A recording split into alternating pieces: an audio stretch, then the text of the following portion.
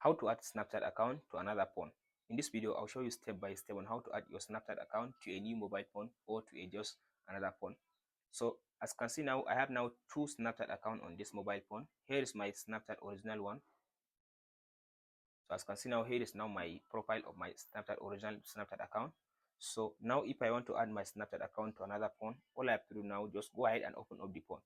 So I'll use this Snapchat app for the purpose of this tutorial. Open the Snapchat app on a new phone that you want to add.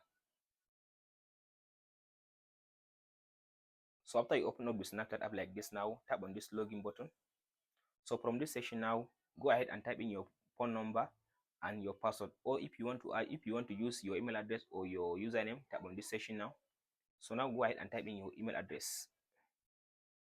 So as you can see now, after I type in my email address, in this section now, go and type in your password.